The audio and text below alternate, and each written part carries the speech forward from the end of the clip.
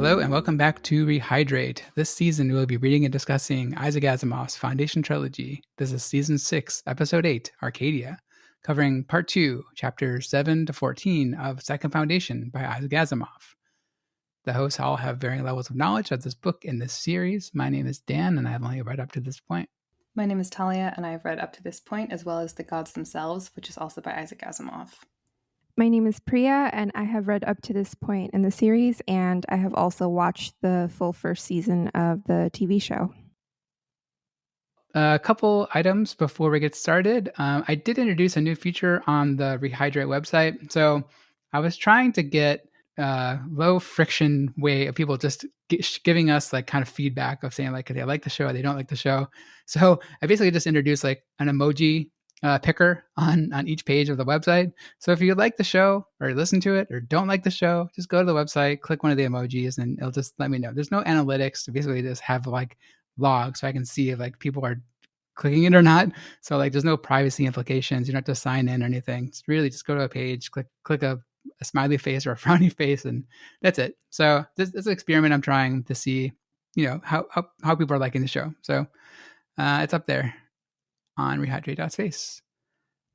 And I also wanted to just kind of give another recommendation to the shows we've been listening to these days. We have Mind Duck Books now. They renamed themselves, who just finished the Remembrance of Earth Past trilogy and had a different take than I did on Death's End. They didn't like it as much as I did. And actually, it seemed like they really liked the second book the most, which pretty interesting. So it's always good to hear different perspectives on that book. And I'd love hearing more people talk about that book. And I would listen to pretty much any podcast that discuss them. So anyway, recommend listening to them. And again, Seldon Crisis, who I discovered kind of recently, had just put out their newest episode about the first half of the second Foundation book, but the Mule. Done really well, as usual, with his voices and production quality. I definitely recommend people check that out as well. And I know, Priya, you'd listen to it as well. Yeah, I recently listened to a couple of episodes. I love that he had a take on the show, which was actually very similar to mine, but of course, like way more in depth, based off knowledge of the books, and a lot of his perspectives I share. So those episodes were definitely worth checking out for those who have read the book. And of course, like the dramatic readings and voices and musical element to it are something I enjoyed too. So I look forward to listening to more episodes. And there's also some great like historical context and literary analysis in there, which is right up my alley as a former English major. So I really enjoy it. Yeah. Cool. Yeah, I didn't listen to the TV one just because spoilers, but I actually have only listened to the story episodes that he has because I'm afraid that there's gonna be up to the story stuff up to that point. So I'm just gonna hold off until I finish. There's definitely spoilers. Yeah, a lot of them. So don't listen to those if you haven't watched the show. Yeah, there was another podcast that he had recommended called Star's End, and I listened to the first half or not even the first half, the first couple minutes, and then I started getting my spoiler sense started tingling, and I was like, no, I'm out. I'll listen to it later. Good for you. But it seemed good. Mm-hmm. So once I have a chance to listen to that one, I could probably recommend that too, because the Seldon Crisis host had recommended that. I'm surprised, Dan, you were looking over that article of the next season's cast list, because I was like, is that not too spoilery for Dan? I think I was. I don't think that that names of people in the cast would be particularly a spoiler. I mean, maybe it'd be a spoiler for the TV show, not. Right? Like if the mule happens to show up, I guess that would be a big spoiler. But we already know about the mule, right? And so that was kind of just looking for characters I recognized, and I recognized only a couple. So I guess we won't talk about it because maybe it's spoilers for the TV show people, but there's a new cast list. I saw a few things in there that I thought were spoilery, but I think I require the context of having watched the show to feel like they're spoilery. So maybe to someone who hasn't seen it, it's not. But there's spoilers everywhere. I was basically just looking for the mule. I was like, if the mule's gonna be on it, maybe I'll be into it. But I mean, I'm sure he'll show up eventually. He seems to be a huge part of this series. So. All right. Well, to talk about the history of this particular section of the book. So looking at it, it seems like it was split up. The part two of Second Foundation was split into three parts in three different magazines, spanning from November 1949, December 1949, and January of 1950, all in astounding science fiction. So I'll link all those in the show notes. And again, like it has really interesting illustrations, and it's just cool to look back how it was like originally published, and has like, yeah, it's just a little bit different from the books. So I definitely recommend going and check that out. Yeah, I was going to say the exact same thing, Dan. I usually just acknowledge and skim them when they come up when we record these podcasts. But this week I was fortunate enough to actually comb through that archival production. And I'm not particularly historically minded myself, like any more than the average human, but it was really cool to see it as it would have appeared in 1949. The illustrations are tasteful and, of a different style than we usually are. We're bombarded with images every day, but these are distinct. So I would also recommend them. Yeah, and I really like some of the illustrations for Foundation and Empire, the last book. Like they look a little bit different. Like they had like illustrations of the mule and Chanis, and the mule especially looked much older and different than I expected him to look. But they had some really cool illustrations of like the showdown older than he Rossum. expected to look. I think the mule says like he was 30, not old, but he felt old. Yeah. And the picture that they drew make him look like a super old man, like 60s. Like an old geezer, definitely. Right. A face only a mother or beta could love. All right, well, let's go into the summary for this part of Second Foundation. Decades after the Second Foundation halted the mule's desire for the conquest of the galaxy, the new first speaker speaks with a student entering the Speakerhood Apprentice program about the reality of Seldon's plan. The Second Foundation and its speakers are required to continually update and achieve the ultimate goal to prepare the galaxy by rule by mental scientists. However, the Mule and the First Foundation's knowledge and reliance on the Second Foundation to fix problems has thrown the planet into disarray. They've taken drastic actions to try to course correct, but much to their dismay, the current plan has the chance to be destroyed by just a single individual. On Terminus, the granddaughter of Beta Durrell, a 14-year-old girl named Arcadia Durrell, is using her new voice transcriber to write a report on the history and future of Seldon's plan when she's interrupted by a strange man at her window. That man is named Pallas Anthor, who was a student of the late Professor Cleese, of whom Arcadia's father was also a colleague, has come in secret to deliver the news that he has found several high-ranking officials with measured brainwaves that fit a pattern of having been meddled with by the Second Foundation. A small group of conspirators agree to send Homir Munn, a librarian and expert of history of the mule, to Calgan under the guise of research, but in reality to find out more information about the Second Foundation. Unbeknownst to them, Arcadia has planted a secret transcriber in their room and heard about the whole plan. She later secretly sneaks onto Homer's ship and stows away to join him on his trip to Calgan, much to Homer's great surprise when he discovers her on the ship en route. Calgan, now ruled by a military leader named Lord Stettin, who has assumed the mule's title of First Citizen of the Union and is joined by his mistress, Lady Callia. Lord Stettin has desires to form a second empire, with himself and the Calganian navy leading the charge. Stettin, persuaded by Callia, who herself was persuaded by Arcadia, agrees to let Homir into the mule's palace, with the expectation that he would help guide them to conquer the galaxy. Arkady, as she likes to be called, is initially pleased with the progress of her scheming, but things quickly unravel when Stettin makes his intentions clear about holding Homir captive and wanting to use the famous name of Arkady's grandmother to lend legitimacy to his claim to lead the Second Empire. Lady Callia overhears this and takes quick action to help Arcadia escape the palace and tells her to return to Terminus to warn them of the impending war. At the last moment, Arcadia believes she sees something in the lady's eyes and believes her to be from the Second Foundation. What's more, she believes it is too dangerous for her to return to Terminus to warn them because she is now the only one aware of the location of the Second Foundation.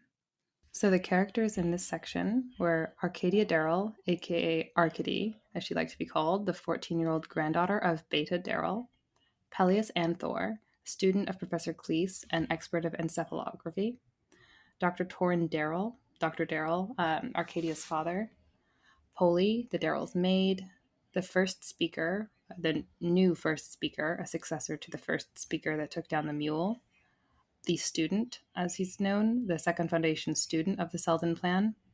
Professor Cleese taught both Dr. Darrell and Ann Thor about encephalography. Homer Munn, librarian, student of Mulliana. Lord Stettin, aka Poochie, current ruler of Calgan, current first citizen of the Union, former naval general, and Lady Callia, mistress of Lord Stettin. All right. Well, let's just talk about first impressions of these and just general impressions of this part of the book. Yeah. So to jump right in, I thought that we have seen a lot of jumps of time periods all the way from the beginning of the Foundation trilogy, but I think it's getting more and more artfully done and more graceful. So in this one, we have a lot of successors, but it's like recognizing old characters. We get biological and political successor. We get the mule's replacement after his dramatic and then anticlimactic. And we get Beta's granddaughter, who's just as smart and sassy as she was. So that feels easy to connect with. And even the first speaker, we meet him training his successor and learning that he's just called that because his predecessor is called the first speaker. So I thought it was a very easy transition into this section. Yeah, I think after the first book, like things have been a lot more cohesive, I guess, like in history. Like we still span of a great period of time, and since it's been like what, 300 and something years since the time of the first book, but since Seldon's plan, right? I think this says 300 something years. Anyway, so like in the first book, like it seemed like every other part was kind of just changing characters wholesale. There was no kind of relation to the other characters. But then like as we got into the second book and now the third book, there's been a lot of like continuation of characters, and like they even like referencing Mallow here, and like I love the Arcady's her report that kind of gave like an overview of like, oh, here's what happened up to now. Yeah, I love her quoting Mallow. it's like previously on Foundation. Here's like the whole thing that happened. Right, literally, but it doesn't feel like exposition. It just feels very natural. Yeah, and it's a really clever device to like show like how it's, originally like, oh, it's just a cool thing, like they're transcribing, her words, right? It's kind of like a little future invention, that the thing, but it becomes like a super important plot device that this thing can record voices, right? So I thought that was a really cool way to kind of introduce that concept. I knew it had to go off, but it was still satisfying every time it did. Also, Yeah. my first general impression as we were recapping the summary of this episode, when the second foundation has discovered that, to their dismay, one individual can undo their plan, it actually reminded me of the 2014 Microsoft security breach. It made the news because a 5-year-old worked out this vulnerability on Xbox Live. I can't remember the exact details, but I'm pretty sure if you just pressed spacebar like 4 or 5 times, it let you into any account. It was like a huge, huge security vulnerability. And I was just chuckling thinking about it. That's what this reminded me of. How about you, Priya? What do you think of this part? You know what it reminded me of, now that Talia brought in a comparison from the outside world? It reminded me of that scene, I think, in the 5th Harry Potter book, where they have like the ears listening in on conversations.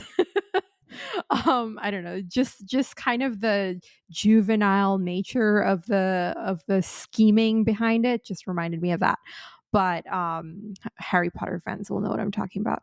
I have a new theory, which I kind of jotted down in the notes at the end, but I'll say it now, because it's something that Dan asked during the last podcast episode that we recorded, of if we have any thoughts on who the narrator might be. And I'm wondering now if it's if Arkady is the narrator, because you see that she is interested in becoming, like, she's like an aspiring writer, and she wants to tell the history of the foundation and these tales. Like, she's a storyteller by nature. So there was one moment right before the first speaker and the students start talking where the narrator says something about how we just wouldn't be able to understand how they communicate without using words. For the purposes of this, we will just assume that they are speaking. And somehow the tone of that later made it later to me sounded similar to the tone that Arkady always has when she tells her like dramatic retellings of like his historical events. So that's what triggered that theory in me. But overall, I really enjoyed her sections in particular, that there's this like sassy, bright young woman who is kind of following in her grandmother's footsteps in some way by kind of charting her own course. So that's something I enjoyed. But of course, there was the way that Callia is painted, at least initially, that kind of like just pulled me out of that feeling. But Yeah. we'll get to that. What were your general impressions, Dan? So just to kind of build on what Priya was saying, like as I was reading it, I was thinking about Priya's reaction because I was like, that first thing that you pointed out when Dr. Durrell and Anthor were talking about her afterwards, like, oh, you got to shoot her husband or whatever, and her future husband. It's like, oh my god! I was like, Priya's not gonna like that because I didn't like it. It was like, yeah, that was pretty bad. You know what's funny? I read that part like a couple weeks ago when I started reading this, and that part kind of ticked me off. And then I read some of the things that our good friend Poochie here had to say about Callia, and that made me totally forget all the horrible stuff that was said about Arkady, because I was like, this is way worse. Yeah. Fucci there is not such a great guy. But yeah, I thought like because before it was revealed that the Lady Callia was a second foundationer, she's kind of manipulating the situation by acting that way. I was like pretty annoyed with her character. I'm like, do we really need like this kind of character in here? And I was also thinking that you would pick up on that and not like that character, because I did not like that kind of like stereotype of just like a kind of trophy mistress, I guess, even though she's described as not being particularly attractive, like I That's think, like an yeah, additional blow. An That additional like blow. yeah, like she's just like not only is she annoying and submissive and he gets to talk to her however he wants to, but on top of that, we should add that she's also not very attractive. Like I was like, what? Like why yeah. are they doing this character so dirty? Like why? Yeah, I was thinking of the in the Game of Thrones series. There's the character that Bruce Bolton marries. Like he only marries her. Like she's known to be like really overweight, and he only marries her because like she's overweight and like they get like the amount of gold in her weight or something. So I was thinking like Oh maybe there's yeah. something like that to it. Like there's some kind of parallel, but yeah, it's totally different.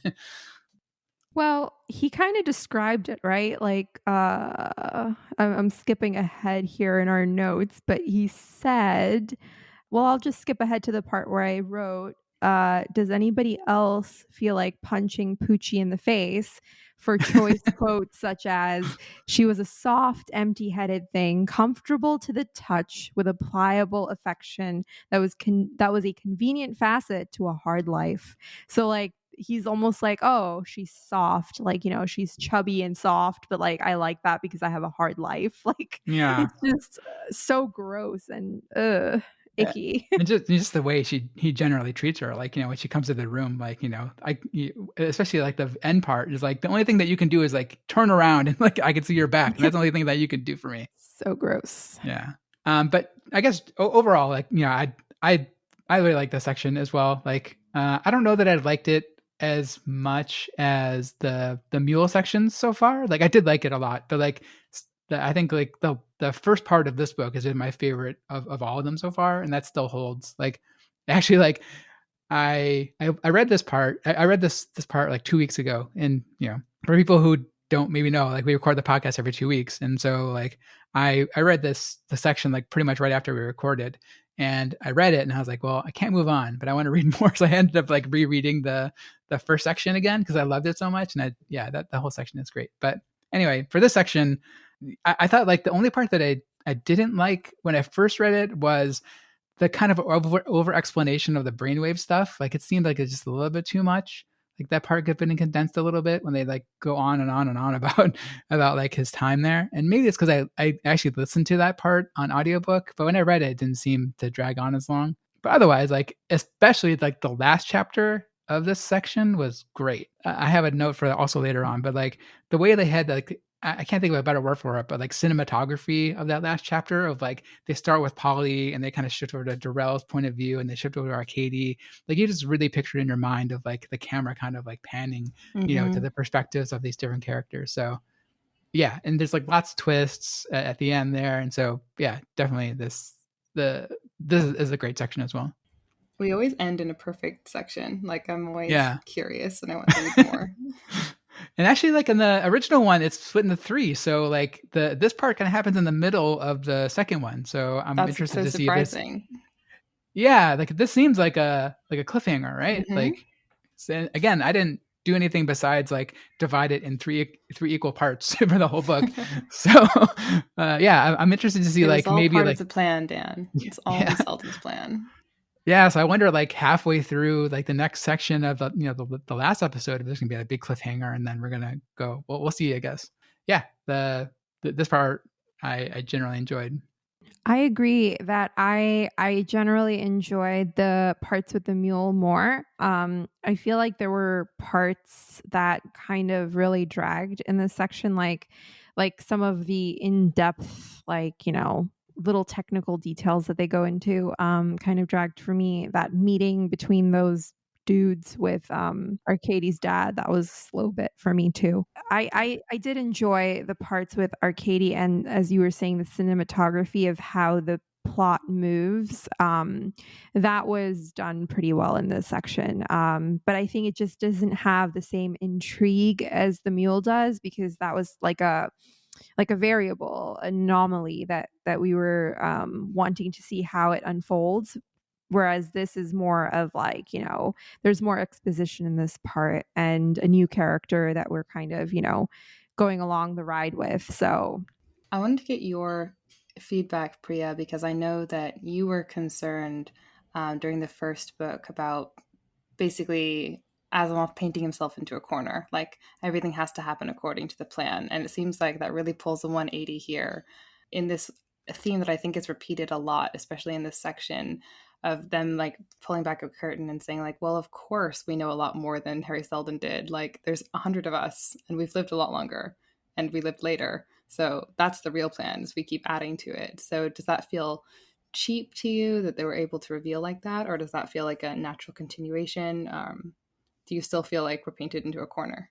a little bit, I still do feel that way because, I mean, it can't be as obvious as just like a series of wins for the foundation, and like there's no conflict or anomaly introduced in there. But I still generally feel like the foundation is still set up to win, just now after a series of unexpected adversities and unknown conflicts. Oh, But it even if you know the outcome, it's the story is at a point where you can still go along for the ride and you can enjoy it because you want to see how the author will present you with a conflict and write his way out of that conflict. So I think that in that sense, like, it's not hitting upon that corner so much, if that even makes sense. Like, I know that's like a bit of a convoluted way of thinking about it, but I think that with more interesting characters added and it's like more forgivable. Everything's more yeah, forgivable. exactly. Interesting. Totally. But they Yeah. also changed the end game of the plan, right? Like before, I assumed that the end game was that the Foundation would just kind of take over control of the galaxy, right? Like, and like you'd have like this series of wins. But the actual end game is that the mental scientists take over control of the galaxy, and then the Foundation, the original first Foundation, is there just to kind of support them with technology. But like they're going to be more of like the underlings. But like they're just conditioning the whole galaxy to like get ready to be prepared to be ruled by mental scientists. They're just kind of laying that groundwork. And I think like the series of wins like are only there because like the second foundation is there like moving the line, on the path towards them winning. Like they could see it like kind of diverging a little bit, and they have to like readjust the plan to make it more aligned. So that would be the ultimate goal. So I think the plan is a little more interesting. I think in that regard, because it's not just a static thing that Seldon developed 300 years ago, and then we're just going to follow that predetermined path. But it's actually just Mm-hmm. like a group of mental scientists like manipulating the whole galaxy to get to the point where they're ruling the galaxy without everyone even knowing it. I also think that another interesting development in recent chapters is that from the conversation between the student and the first speaker, we learn that the student has this concern that the members of the first foundation have basically become kind of like too laid back in a sense. So, like, that kind of introduces the anomaly of like, well, are they trying hard enough, and that also becomes like a, like there are different type of people now than the original founders of the foundation. So that also introduces like a new element of difference that may not have been anticipated initially. So that I would be interested to see how that plays out, because like ultimately it stands to be seen how second foundation is to interact with first foundation. So like that kind of intrigues me. Yeah, so I think over the course, I as I was reading this, I'm like trying to think of like what's going to happen in the future and like what are some of the things. So one of the things that just popped into my mind, and it's based off of this one paragraph. And a lot of people talk about like where the second foundation is, and like there's some secret to it, right? So the quote that made me think about this is kind of early on. I think it's in the second chapter, I guess chapter 8 or whatever. The first chapter when the second foundation is talking. The quote is, "In a manner similar to the speculation of ancient races in the primitive prehistoric days before technology had come to be, before man had spread beyond a single now unknown world." And so that world is Earth. So my theory is that the second foundation is on Earth. Like I don't know if that's true, but like that's like that would be a pretty big twist, right? Because like they had this unknown, like he set it up way back in foundation that like the Earth is like an unknown thing now, and like no one knows about it. And so what better place than than Earth, than a place that people forgot about entirely is important than this for the second foundation to kind of set up shop on. So that was my crazy theory. I liked your other theory about the identity of Dr. Darrell. Oh yeah. So that's another thing is like I don't really have a theory for it. I think there's just something fishy going on with him. Like Mm-hmm. he's not what he seems, Yeah, right? Like something like Uncanny Valley about him. yeah. So that wasn't my theory. I'll leave it to you guys. But like I just had more of an open ended question of I don't think something's off with him. Like Mm-hmm. I was originally thinking he's a second foundationer possibly, but I like the other theory that that someone wrote in there. Wait, I wrote that as a joke. Oh, did you? I think it's a good theory. Really, that he's a robot, like he's artificial intelligence? I have I been on high paranoia ever since we keep getting fooled. The mule like, didn't you ever wonder why you took care of me when I was just a clown? I was like, oh man, I should have been so much more suspicious. And yeah. then we're like, oh, didn't you ever notice that you're working harder than you should? I was like, I didn't even know that was a symptom. So now I have to be on high alert. So I supported that theory. And the reason I supported that is when I reread the section, when he was looking at the brainwave records from Anacreon, it states to all but Darrell there were so many quivers on parchment, but to Darrell they shouted with a million tongues. So is he just an expert scientist, or does he like in Snow Crash where people can read QR codes of their mind? So is he something more? By the way, everyone should read Snow Crash. And Neil Stephenson's great. Maybe he's a cyborg. Exactly. Yeah, I think we've cracked this. This was a figured it section out. called Crazy Theories. So Yeah. conspiracy theories are welcome here. There's something happening. If like he's just like turns out to be just a normal guy by the end of this book, I'll be very surprised. Right? There's something happening with him. He His is the reactions father are of, Arcadia. So how could he be normal? yeah, and then like the whole kind of mystery behind why he quit, and like he gave like a kind of weird explanation of like, oh, I just didn't. It was too sad to work for the professor, right?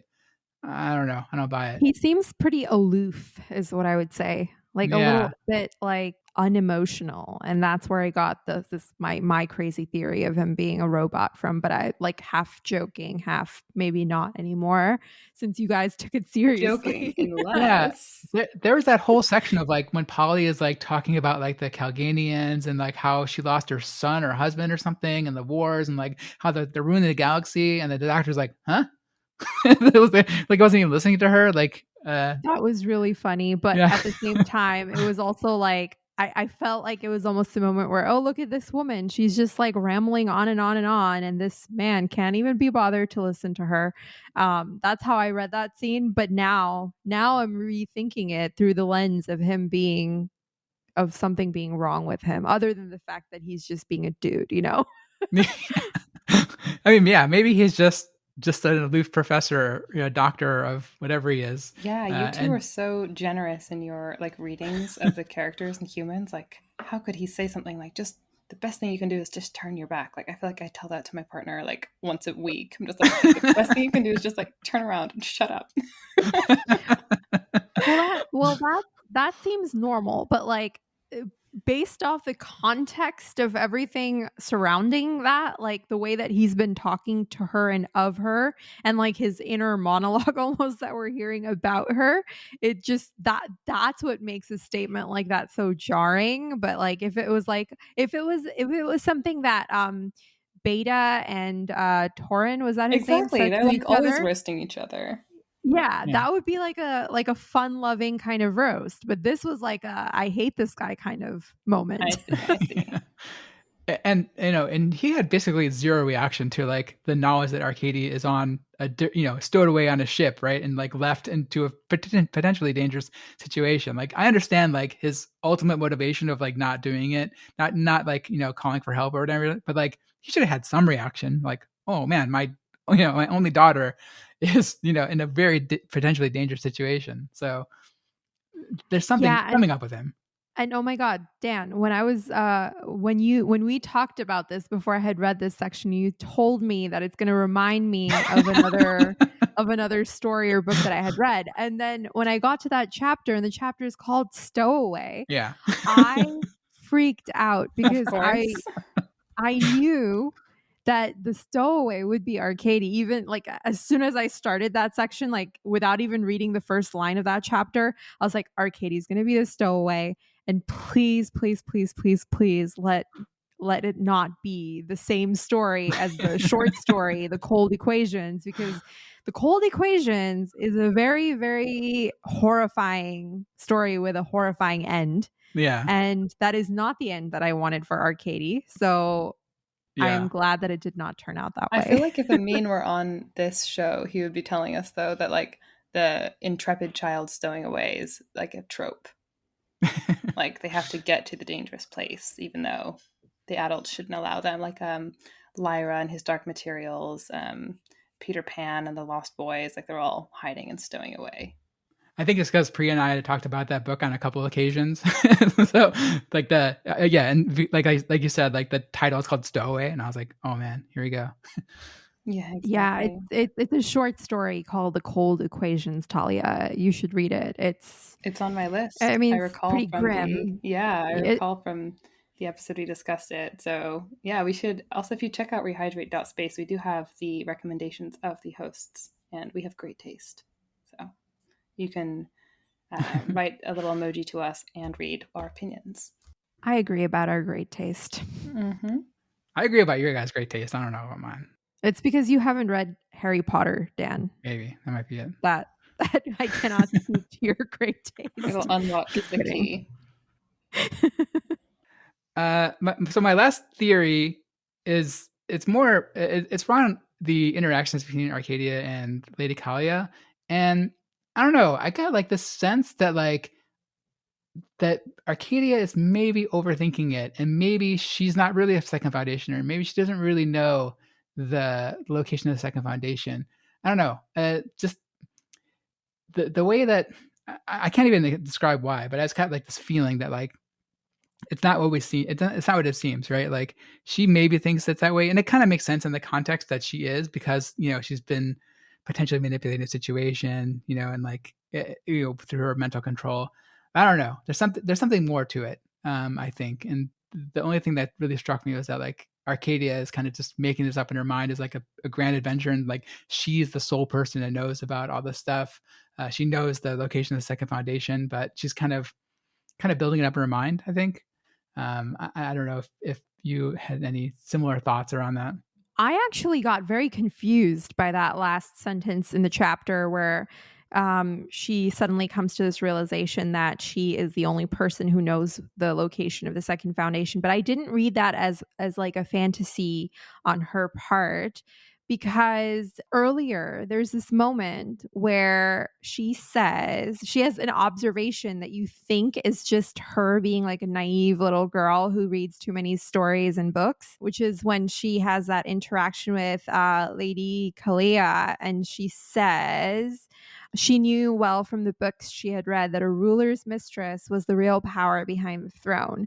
And judging by the way that Callia was presented as dim-witted, I doubted that assessment as Arkady being naive. But then at the end, she kind of turns out to be right. So I think at that point, I was like, I had a newfound like trust in Arcady's intuition. So at the end, when she comes to this realization that she knows where Second Foundation is, I bought it. Like, I was like, oh, wow, she does, but why? And did I miss that while I was reading? Should I know where Second Foundation is now? And did I just miss that? Yeah. But yeah, I thought that was a serious like pivotal turning point versus her just being like all in her head as she normally is. Like you were saying, like the fact that she reads all these stories and like knows the historical stuff, and like she has kind of, delusions of grandeur, not even delusions, but just like visions of grandeur, right? Like going on this like trip and like figuring out the second foundation. I just see it kind of building up in her mind. I mean, it's definitely possible that she kind of caught a glimpse, because like it says like she realized that Lady Callia is from the second foundation just from like a slight glimpse, and we've seen that before too, with when the second foundation talks to each other. That's exactly where I was leading with that. Yeah. That's exactly where I was leading. When you were speaking about like that sense, I was like, oh, speaking of an ineffable sense, let's talk about the speakers, because I found that such a delightful part of this section, which was not as much of a page turner as the information about the mule, but I really went back and reread and really marveled at the way that this unfolded. The speakers are named, and we finally get the explanation of them, and they don't speak. They don't have to. They don't have to speak to communicate to each other. And it would have been enough to just write that off as science fiction does telepathy. But the way that it's communicated, I think, is quite well done. And I plucked a quote from the first speaker when he is tutoring this student who has potential to be like him and enter this apprenticeship. And he states, to be truly effective, it is not necessary to hold the mind under a tight controlling barrier, which to the intelligent probe is as informative as a naked mentality. Rather, one should cultivate an innocence, an awareness of self, and an unself-consciousness of self, which leaves one nothing to hide. My mind is open to you. Let this be so for both of us. And it immediately put me, and I think most readers, into the mind of the student, because we are faced with the first speaker. We're like basically clenching every muscle and clenching every mental muscle, and it's just instantly transparent and seen through. And the first speaker is cautioning, like, actually, that's not the way to do it. You need to like be like Neo. Frankly, you need to just like relax your mind, be unself-conscious, and that's how you can communicate and penetrate into others. And I thought it was really satisfying to get this explanation of the speakers when it didn't even need to be. I think it would have been sufficient to be telepathy, but I think it was so well done. Yeah, and the fact that they developed this like not like I said, not telepathy, but like a form of communication just over like a really brief period, that doesn't rely on words is just really like raising a testament to finger or looking just so. Or... Yeah, and they did this in like a really short time span. Like it kind of changed their entire speech mechanism, Seems that way. from vocalizing speech to small twitches in their facial expressions. Yeah, I really like the also the visual, like quote unquote visual of what was it called, the prime The Prime Radiant. Prime Radiant. Yeah. The Prime Radiant, like how it's like a cube or something that just sits on a desk and it like projects the equations like on the walls, and like, but it doesn't actually cast a shadow. So it like uses some kind of weird technology to actually do it. And so they can, that's how they study the equations. Like that just seems like a really cool visual. And like, you can just really picture it, or I can in my mind's eye, like when I'm reading it, of like what that room looks like. You just fill with like math equations. No, I think you chose the right word, Dan. I think it was cinematography. This was very visual. Going back to the ending scene of this section, now hearing you guys talk about the telepathy elements and just like being able to speak without words. And I don't know if this is where you guys were going with it, but that final look that Callia gives to Arkady and her sense from just that look that she's a second foundationer and that now somehow Arkady knows the location of second foundation. Could that look have actually been her transmitting information to her without speech? Another, like, I guess file this away under one of the crazy theories, but if she is second foundationer, there is a way that she could do that, right? Like, I don't know. Yeah, What are your guys' I thoughts? wonder if it's like a train thing, right? Like, because like the student obviously can understand that form of speech, right? Yeah, Um, but it's a like, craft, I think. right, but you couldn't just like if the theory is that like Arcadia is a second foundationer, and like maybe that's a theory, I don't know, but like she wouldn't have had experience. There's like nothing in her brain particularly that in people's it doesn't like it's not a mutation in the brain. It's more of a learned skill, right? Um, Mm-hmm. that they able to control these things. So like you couldn't just like be a secret even to yourself second foundationer.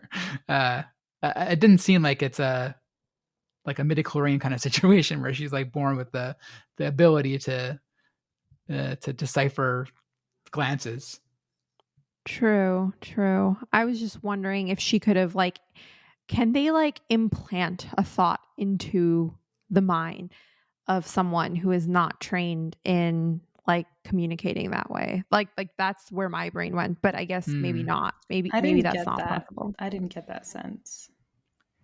Because I honestly felt when I read the ending that I had missed something, like I had like glazed over some section that explains why this happened like this, and that maybe I need to reread. Yeah.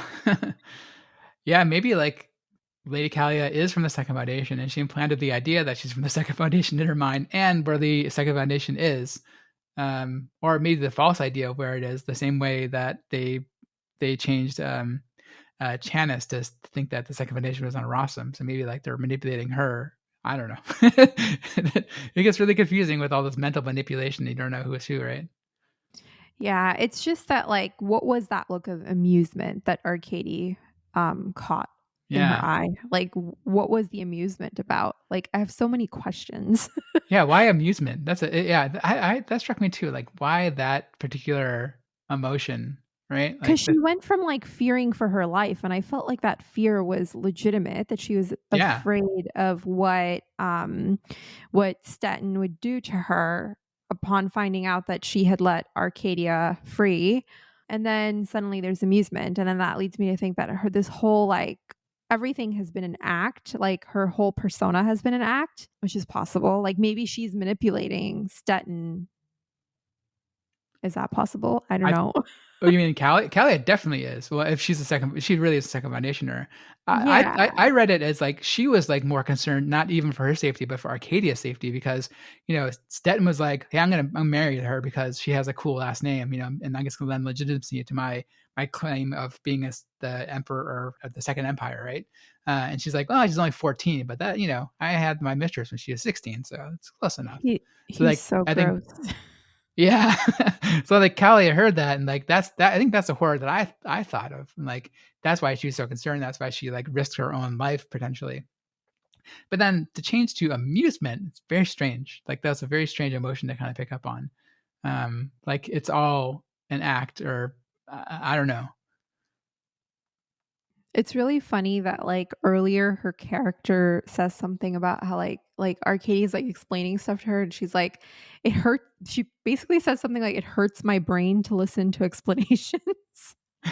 Yeah. Which is like I was like this has to be like an act cuz like she's playing dim-witted a little too well. Yeah, and she's like, "Oh, tell me about, like, the traders. They're really big burly men, right?" And, like I had one last thought on Arcadia in general because I really enjoy her, and I know that at times she's written to come across as annoying, but I think she's just like I am a mom to a very sassy young lady. So I can really appreciate the sassiness here, where chapter 13 begins with Arcadia saying, Arcadia felt triumphant. How life had changed since Peleus Anther had struck his silly face against her window. And all because she had the vision and courage to do what needed to be done. Like, this is just her like giving herself like a pat on the back, saying like, I had the vision to do all this stuff, to become a stowaway, to write a letter to my dad, and that was what needed to be done, and I had the courage to do it. And this guy who's an expert in encephalography, he's just like this silly faced man who appeared at my window. It's just like the confidence and the sass is just, it's wonderful. Yeah, she kept calling him young man when you Yeah, stick in her yeah. room. Yeah, I don't think she was ever written to be annoying, or I never caught that. Yeah, it seems just like more of Oh, like a yeah, I really didn't get that at all. self-assured, young woman, right? Well, I think the annoyingness, I guess, is like how the men around her perceive her. I guess Yeah. that's probably not how any of the readers perceive her, but like you can tell like the sassiness is not received well by other characters, but like Oh, it's just yeah. so wonderful. Definitely, especially Anthor, right? But yeah, Homer seems to like her, and he genuinely concerned, at Stetton's comment at the end there. It's also, there's this really funny moment where she like she reveals herself on the ship and like the state that he's in. You just like imagine him like sitting with his shirt off, just like chilling, Yeah. and she pops out. And then there's also like the idea that, as trusted of a guy as he may be, the fact that the dad has no qualms about his daughter being like alone with like a man on a ship, like that's just a little weird to me. Also, going back to like theories about him being weird. Yeah, little bit. But Yeah, not super protective father there. yeah, like I don't care if it's an uncle. I am not letting my kid be like alone anywhere with anybody. Yeah. I did have one qualm that I would like to bring up about Arcadia, though, and that's her treatment of Olympia's dam. So, as a person who, in my younger days, would have tried to impress girls with my knowledge of technology and thinking that I can get them to appreciate me by helping them, Arcadia just totally uses him, and to build this little transcriber for him, and then just takes it away, and then kind of just eases herself away from him, and then there's a really like quote of like the tendrils of her influence kind of strips away from his mind.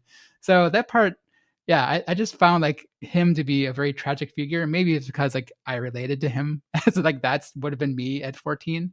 I don't know. Maybe that doesn't strike other people as quite impactful, but that's one check against Arcadia there. Like she kind of treated that guy kind of bad, and he made fun of his name. Like in the beginning, they're like, oh, like everyone has to go by A. Durrell or whatever, but you can't go oh damn because like that's his name. But yeah, it's kind of sad. I feel kind of sad for that guy. I mean, they did him dirty with his name alone. So I'm not sure if I've mentioned on the podcast before, but my work history, I used to teach basically a software like tech boot camp. I taught machine learning, and the age group that I was assigned for a couple of years in a row was like the pre-college. So it was like a sweet spot of 14 to 18-year-old. And unsurprisingly, it skewed heavily male. But there were always a few girls. And I remember once during the downtime, I'd assigned something and I took a picture because it was like the only girl in my class of 9 that year with 4 boys leaning in to type on her console. Let me just say she always had perfect assignments. that's really, really funny. And poor Olympus Dam, when he appeared in the text, I literally turned back a page and I was like who dis? Like I don't know who this is. Yeah, you mentioned. Like when did this character appear out of nowhere? Yeah. Like they just gave him. They weren't like her classmate Olympus Dam or this dude named Olympus Dam. Was just like Olympus Dam. I was like, we're supposed to just know who Olympus Dam is based off of this one paragraph, and then he never shows up again, and that's the end of him. So that was hilarious. That was Asimov just having fun at poor Olympus Dam's expense. At his expense, absolutely. I wonder if that was Asimov's experience as well growing up. I would not be surprised. He's a smart guy. He probably like tried to help it. Some girls interested in his engineering classes and stuff, and yeah. I'm sure nerds are just trying to be helpful. I'm sure nerds see themselves as both Arcadia and Olympus Dam at the same time. Agreed. I am both the hero and... As a person who had like low social skills and good technological skills, like that's the only thing you can really present to people to get them interested in you. But just from my experience, I'm interested to see what our listeners have to say, if they agree, disagree, relate. Of course, it'll be hard to tell from one emoji, but I am still interested. Thanks for listening. Check out rehydrate.space for released episodes, the rating of this podcast, the reading list, and our recommendations. On this episode, we recommended Cold Equations and Snow Crash. Leave comments by emailing us at rehydrate@fastmail.com or on Twitter at rehydratepod. Please join us next episode for the season finale, Season 6, Episode 9, The Search by the Foundation, covering Part 2, Chapters 15 to 22 of Second Foundation by Isaac Asimov.